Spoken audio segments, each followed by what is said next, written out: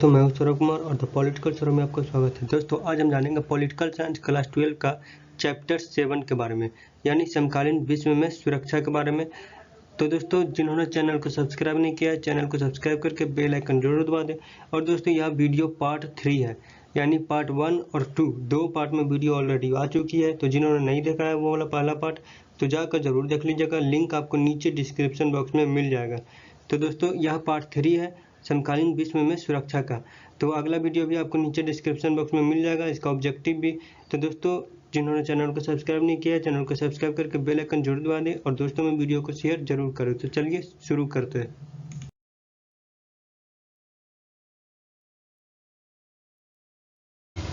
तो दोस्तों खतरे के नए स्रोत, यानी जो अपारंपरिक धारणा में बताया गया है कि मानवता की रक्षा करना चाहिए। तो जो कौन कौन से खतरे से रक्षा करना चाहिए, कौन कौन से ऐसे नए खतरे उत्पन्न हो चुके हैं, ठीक है, उसे हम देखते हैं। तो दोस्तों सुरक्षा की अपारंपरिक धारणा में दो पक्ष हैं, एक है मानवता की सुरक्षा और दूसरा है विश्व सुरक्षा, ठीक है। यानी अपारंपरिक धारणा में दो मुद्दों पर अपारंपरिक धारणा कहता है कि एक तो मानवता की सुरक्षा करो और दूसरा विश्व की सुरक्षा करो। जैसे विश्व की सुरक्षा में दोस्तों जैसे ग्लोबल वार्मिंग आ गया, बीमारी वायरस पूरे विश्व में आ रही है, ठीक है, मानवाधिकार जो भी है, जो विश्व से रिलेटेड हो उसको रक्षा करो और मानवता की रक्षा करो, ये दो चीज़ें कही जाती है, ठीक है। तो विश्व में कई नई तरह की समस्याएं पैदा हो गई है, कई नए खतरे पैदा हो गए हैं। उनमें कौन कौन से हैं? एक है आतंकवाद, दूसरा मानवाधिकार, तीसरा जनसंख्या, चौथा प्रवास, पांचवा ग्लोबल वार्मिंग और बीमारी वायरस आदि। और भी कई तरह के हो सकते हैं, इसमें कोई निश्चित नहीं है कि यही होंगे, और भी नए नए तरीके के खतरे आ सकते हैं। तो इसे हम डिटेल से जानते हैं दोस्तों, जैसे आतंकवाद, मानवाधिकार, जनसंख्या, ये सबको डिटेल से जानते हैं कि सबसे हमें किस तरीके से खतरा उत्पन्न होते हैं। तो दोस्तों आतंकवाद के बारे में तो हम सभी जानते हैं, बचपन से देखते आ रहे हैं कि आतंकवाद सभी के लिए कितना खतरनाक है, कितना हानिकारक है। यह न जीते हैं न जीने देते हैं, है ना। ये हम लोग ये शांतिपूर्वक खाने वाले इंसान पर हमला करते हैं, उनकी ज़िंदगी को तहस नहस करते हैं, किसी मॉल को उड़ा देते हैं। तो ये सब बहुत ख़राब चीज़ें हैं दोस्तों, ये सब मानवता के खिलाफ है। तो ये आतंकवाद जो है नए तरह के खतरे हैं, ऐसे तो बहुत पुराने अब हो चुके हैं। तो दोस्तों इसे हम डिटेल से जानते हैं कि आतंकवाद जानबूझकर बिना किसी वजह से नागरिकों को अपना निशाना बनाता है। अंतर्राष्ट्रीय आतंकवाद एक से ज़्यादा देशों में व्याप्त है, ठीक है। कई देशों में अंतर्राष्ट्रीय आतंकवाद जो है कई देशों में फैल चुका है, उसके निशाने पर कई देश के नागरिक हैं, ठीक है।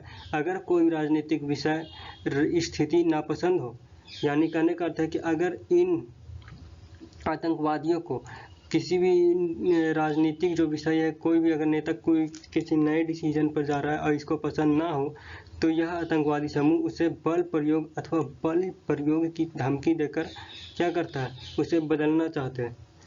नागरिकों के असंतोष का इस्तेमाल अपने हिसाब से सरकारों के व पक्ष के खिलाफ करने की कोशिश करते हैं। यानी किसी देश के नागरिक जो है वो सरकार के अगर खिलाफ है किसी मुद्दे को लेकर के और असंतोष की भावना है, तो उनको यह अपने हिसाब से दिमाग ब्रेन वॉश करते हैं, ठीक है। यानी उसके दिमाग में और भी दूसरी चीज़ें को डालते हैं ताकि वह सरकार के खिलाफ काम करे। आतंकवाद के उदाहरण है दोस्तों विमान अपहरण, भीड़ वाली जगहों पर बम लगाना, जैसा स्टेशन, होटल, बाजार आदि। 11 सितंबर 2001 को दोस्तों आतंकवादियों ने अमेरिका के वर्ल्ड ट्रेड सेंटर पर हमला कर दिया था। इस घटना के बाद दुनिया की नींद और आतंकवाद के प्रति खुली और जागरूक हुई, ठीक है। तो आतंकवाद की ज़्यादातर हमले मध्य पूर्व में हुई थी, यूरोप में और लातिनी अमेरिका में और दक्षिण एशिया में हुई थी, ठीक है। इसमें भारत भी है दोस्तों, भारत में भी आतंकवादी हमला हो चुके हैं। तो दोस्तों ये थी आतंकवाद पर। तो दोस्तों खतरे के नए स्रोत में पहला था आतंकवाद, दूसरा है दोस्तों मानवाधिकार। तो हम सभी को शॉर्ट में देख लेते हैं दोस्तों कि मानवाधिकार को 3 कोटियों में रखा गया है, ठीक है। मानवाधिकार को 3 कोटियों में रखा गया है।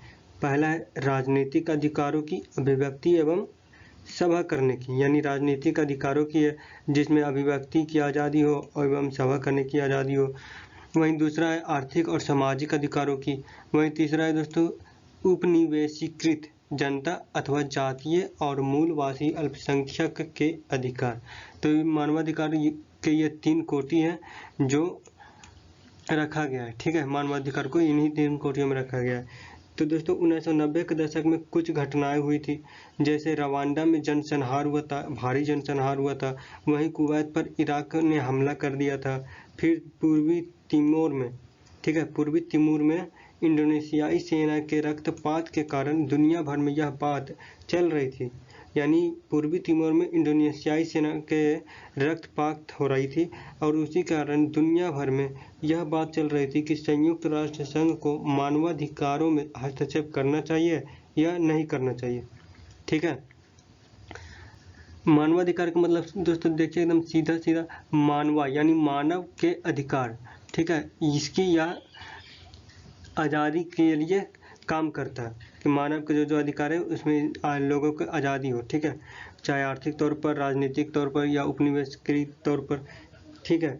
वहीं दोस्तों कुछ का तर्क यह भी था कि संयुक्त राष्ट्र का घोषणा पत्र अंतर्राष्ट्रीय बिरादरी को यह अधिकार देता है कि वह मानवाधिकारों की रक्षा के लिए हथियार क्या करे, उठाए।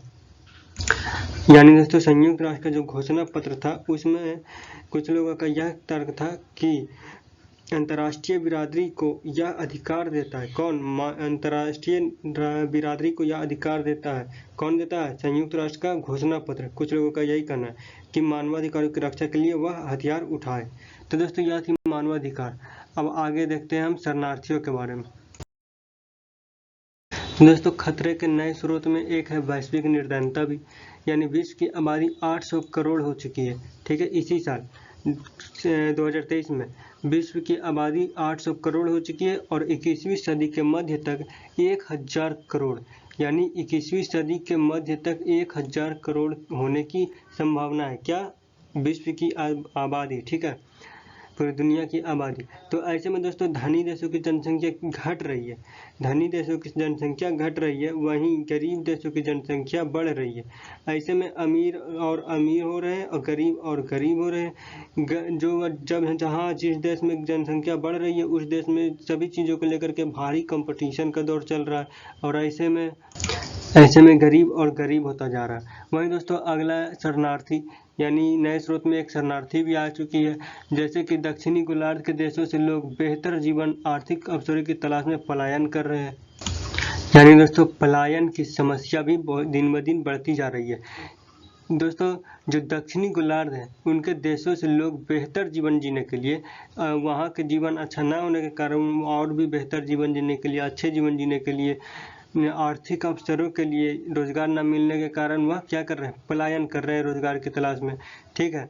जो युद्ध, ठीक है दोस्तों, शरणार्थी किसे कहते हैं, तो यहाँ पर आपको उत्तर मिलेगा कि शरणार्थी किसे कहते हैं। तो जो युद्ध, प्राकृतिक आपदा या राजनीतिक उत्पीड़न के कारण स्वदेश छोड़ने को मजबूर होते हैं उन्हें शरणार्थी कहते हैं। वहीं दोस्तों जो अपनी मर्जी से, ठीक है, जो युद्ध, प्राकृतिक आपदा या राजनीतिक उत्पीड़न के कारण किसी कारणवश ये स्वदेश, अपने देश को छोड़ने पर मजबूर होते हैं उन्हें शरणार्थी कहते हैं। वहीं दोस्त जो अपनी मर्जी से स्वदेश छोड़ते हैं उन्हें अप्रवासी कहते हैं, ठीक है। आपको यह 1 नंबर के क्वेश्चन में पूछे जा सकते हैं, अप्रवासी किसे कहते हैं या शरणार्थी किसे कहते हैं, तो आपको ये डिफिनेशन याद रखना है। तो दोस्तों जो अपना घर छोड़ चुके हैं परंतु राष्ट्रीय सीमा के भीतर ही है उन्हें आंतरिक रूप से विस्थापित जन कहा जाता है, ठीक है। यानी जो अपना घर छोड़ चुके हैं और राष्ट्रीय सीमा के अंदर ही है, मतलब अपना घर छोड़ दिए, इसी देश में उनका एक घर है, जैसे मेरा घर बिहार में है, हम अपना घर छोड़ के बिहार से चले गए कहाँ, मद्रास, मुंबई चले गए, लेकिन अपना देश में ही है, ठीक है, देश से बाहर नहीं गए। तो ऐसे में उन्हें आंतरिक रूप से विस्थापित जन कहा जाता है। जैसे कश्मीरी पंडित दोस्तों कश्मीर में थे लेकिन उन्हें वहाँ सताया जा रहा था, तो वो अपना जो जगह था, अपना घर था जहाँ कश्मीर में, वो छोड़कर भारत के किसी दूसरे राज्य में चले गए, ठीक है। तो इसे हम आंतरिक रूप से विस्थापित जन कहेंगे। तो ये थी दोस्तों बहुत ही इम्पोर्टेंट शरणार्थी के बारे में। तो दोस्तों अगला स्रोत में है महामारी, यानी खतरे के नए स्रोत में महामारी है और सबसे शक्तिशाली स्रोत अभी यही है कि आज दुनिया में बहुत तरह की महामारियां फैल चुकी है दोस्तों, आ चुकी है और आगे भी आने के चांसेज है। तो दोस्तों HIV, AIDS, bird flu, SARS जैसी महामारियां आज दुनिया के लिए बहुत ही खतरा बन चुकी है। प्रवास, पर्यटन और व्यवसाय, इन सभी चीज़ों के जरिए बहुत ही तेज़ी से यह विभिन्न देशों में फैल रही है। ठीक है, Ebola virus, corona virus, hanta virus, hepatitis C आदि जैसे कुछ नई महामारियां भी उभर चुकी है दोस्तों। वहीं कुछ पुरानी महामारियां भी इम्यूनिटी बढ़ा चुकी है और भी ताकतवर हो चुकी है। ऐसे में हमें भी अपना इम्यूनिटी बढ़ाना होगा दोस्तों। ऐसे में सभी देशों को एक साथ आकर ही इस पर काम करना होगा। यानी दोस्तों आज दुनिया एक दूसरे से क्या है, कनेक्टेड है।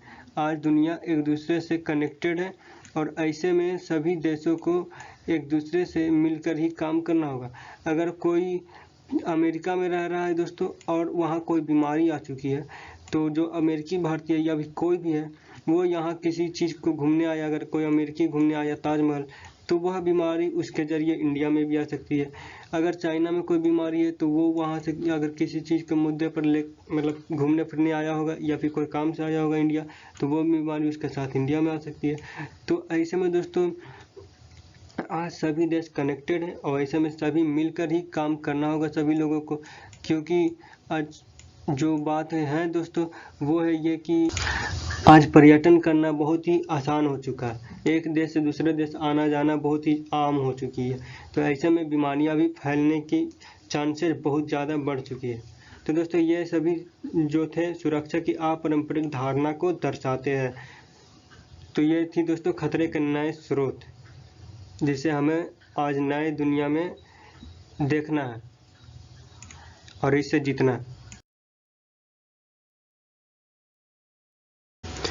दोस्तों सहयोग मूलक सुरक्षा, अब लास्ट के 2 टॉपिक पर आ चुके हैं दोस्तों। तो सहयोग मूलक सुरक्षा किसे कहते हैं? तो दोस्तों आज दुनिया में सभी देश एक दूसरे से कनेक्टेड है, सभी चीज़ें एक दूसरे से कनेक्टेड है और हर चीज़ों में जो है आपसी तालमेल की ज़रूरत है दोस्तों। सुरक्षा से जुड़े जो सहयोग मूलक सुरक्षा है उसके बारे में कुछ पॉइंट है कि आखिर हमें एक दूसरे से क्यों सहयोग करना चाहिए, एक दूसरे देश को क्यों सहयोग के तौर पर काम करना चाहिए, एक दूसरे से सहयोग के देखते हुए, ठीक है, सहयोग लेते हुए देते हुए।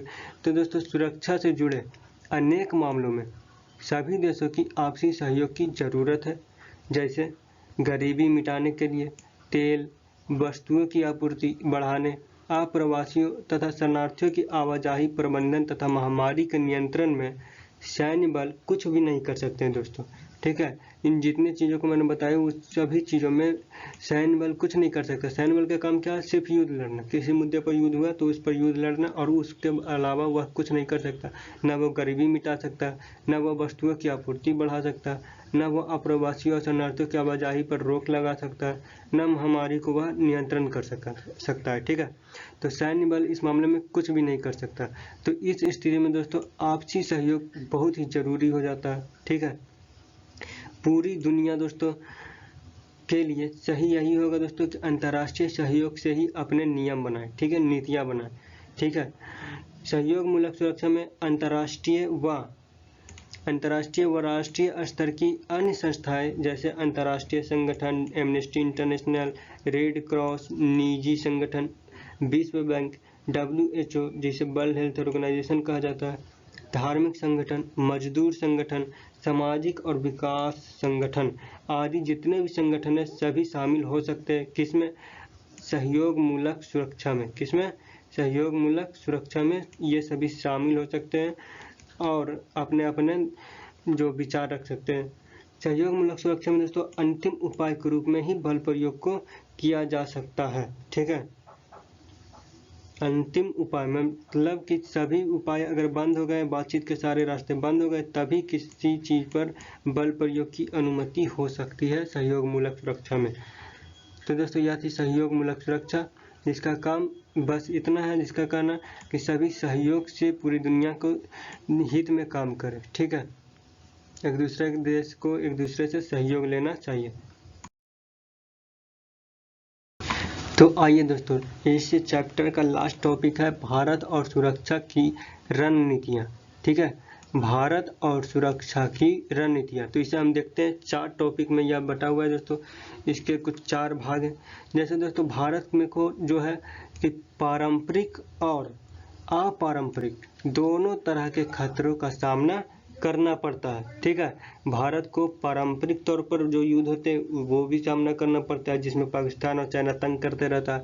वहीं अपारंपरिक तौर पर भी भारत को खतरा है, उसको भी सामना करना पड़ता है। जैसे भारत के अंदर ही बहुत सारे संगठन ऐसे हैं जो भारत विरोधी नारे लगाते हैं, भारत के खिलाफ काम करते हैं, भारत को आतंकवादी संगठन से भी खतरे हैं। तो दोस्तों भारत को कई तरह पर खतरा है, जिसमें पारंपरिक और अपारंपरिक दोनों आ जाते हैं। तो दोस्तों भारत के सुरक्षा नीति के 4 बड़े घटक हैं, ठीक है। इन 4 बड़े घटक को आप जान जाइए और यह चैप्टर का लास्ट है। तो दोस्तों जिन्होंने चैनल को सब्सक्राइब नहीं किया, चैनल को सब्सक्राइब जरूर कर दीजिएगा। दोस्तों पहला घटक है दोस्तों कि सुरक्षा नीति को सुदृढ़ करना, अपने सैन्य क्षमता को मजबूत करना, क्योंकि भारत पर पड़ोसी देशों से हमले होते रहते हैं बराबर, ठीक है। पहला घटक तो यह है कि भारत को जो है सुरक्षा नीति को सुदृढ़ करना, मजबूत करना, सैन्य शक्ति को अपने बढ़ाना है, ठीक है। वहीं दूसरा घटक है दोस्तों अपनी सुरक्षा हितों को बचाने के लिए अंतर्राष्ट्रीय कायदों और संस्थाओं को मजबूत करना। जवाहरलाल नेहरू ने एशियाई एकता के लिए औपनिवेशीकरण तथा निरस्त्रीकरण के प्रयासों की हिमायत की। उन्होंने संयुक्त राष्ट्र संघ को अंतर्राष्ट्रीय संघर्षों में अंतिम पंच मानने पर जोर दिया। यानी जवाहरलाल नेहरू ने दोस्तों एशियाई एकता और औपनिवेशीकरण और निरस्त्रीकरण जो 3 मुद्दे थे उसके प्रयासों की हिमायत की और उन्होंने संयुक्त राष्ट्र को अंतर्राष्ट्रीय संघर्षों में अंतिम पंच मानने पर इसे जोर दिया, ठीक है। वहीं तीसरा घटक है दोस्तों घटक देश की अंदरूनी सुरक्षा समस्याओं से निपटने की तैयारी। जैसे नागालैंड, मिजोरम तथा पंजाब, कश्मीर जैसे क्षेत्रों से कई उग्रवादियों ने इन प्रांतों को भारत से अलग करने की कोशिश की है, ठीक है दोस्तों। तो यह अंदरूनी मामला है जो आ जाता है, ठीक है, जिसमें सुरक्षा की समस्याओं से निपटने के लिए क्या करना पड़ता है, तैयारी करनी है। जैसे नागालैंड, मिजोरम में जो और पंजाब जैसे कश्मीर, ये सभी में बहुत सारे उग्रवादी और अलगाववादी, ये सभी जो तरह के संगठन हैं, सभी तरह के जो लोग हैं, ये सब से खतरा है भारत को और इनसे अलग करने की कोशिश इनकी रहती है, भारत से अलग करने की, ठीक है। तो दोस्तों चौथा घटक है भारत की अर्थव्यवस्था को विकसित करना। बहुसंख्यक नागरिकों को गरीबी अभाव से निजात मिले, लोगों के बीच आर्थिक असमानता ना हो, इसके लिए प्रयास करने, ठीक है। तो दोस्तों यह चौथा है। तो दोस्तों जिन्होंने चैनल को सब्सक्राइब नहीं किया है, चैनल को सब्सक्राइब करके बेल आइकन जरूर दबा दें। तो मिलते हैं अगले वीडियो के साथ और ऑब्जेक्टिव वाला वीडियो जाकर जरूर देख लीजिएगा, लिंक आपको नीचे डिस्क्रिप्शन बॉक्स में मिल जाएगा। जय हिंद, जय भारत। अगला वीडियो डिस्क्रिप्शन बॉक्स में है, जाकर जरूर देखें। Like, share and subscribe the channel the political Saurabh. Latest YouTube shorts video see on the channel. Thank you. जय हिंद।